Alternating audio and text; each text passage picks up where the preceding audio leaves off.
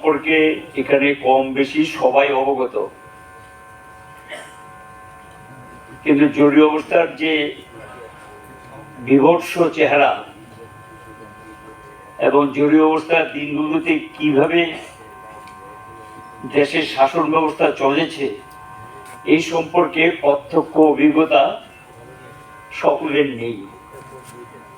এটা হয়তো ইতিহাস বা শুনে কেউ কেউ জেনেছেন। দেশে শ্রীমতী ইন্দিরা গান্ধী প্রধানমন্ত্রী হওয়ার পর এবং কংগ্রেস দলটা নেতা তিনি, এই দলটা একটা বুর্জুয়া রাজনৈতিক দল, একচেটিয়া পুঁজি ধনিক বণিকদের স্বার্থ রক্ষাকারী দল। এই সম্পর্কে এখানে আমরা সবাই এটা অবহিত।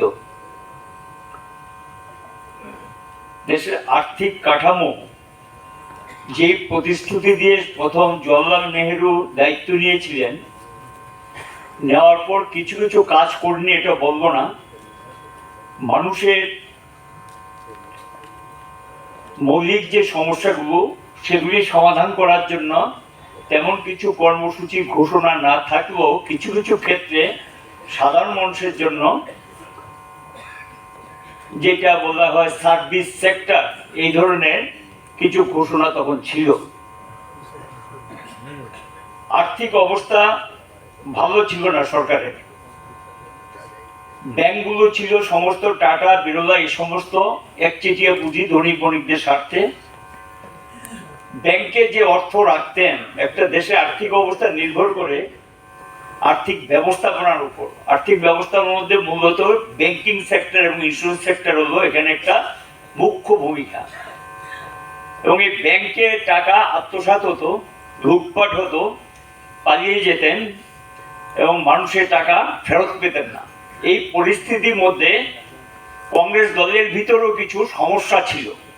তৎকালীন শাসক দলে তারা ছিলেন এবং ব্যাংক এই অবস্থা থেকে বের করে নিয়ে আসে সরকারের আর্থিক কাঠামোটা পরিবর্তন করার লক্ষ্যে বেসরকারীকরণ ব্যবস্থা থেকে আধা সরকারি প্রতিষ্ঠান হিসেবে সরকারের হাতে এটা নিয়ে নিলেন বা অধিগ্রহণ করলেন। এটাকে কেন্দ্র করে শাসক দলের মধ্যে তখন একটা বিভাজন তৈরি হয়েছিল। সরকার পড়ে যাওয়ার অবস্থা, কমিউনিস্টদের পার্লামেন্টের সদস্য ছিলেন, সরকার টিকিয়ে রাখার জন্য কংগ্রেসের মধ্যে একটা অংশ বেরিয়ে গেলেন। বেরিয়ে তারা একটা বিরোধিতা করে কংগ্রেস সংগঠন, কংগ্রেস দৈত্যাস নাম দিয়ে, যেটাকে নিজলিঙ্গাপ্পার কংগ্রেস বলা হতো, তার নেতৃত্বে বেরিয়ে গেলেন একটা অংশ। সরকার পতন হওয়ার অবস্থা।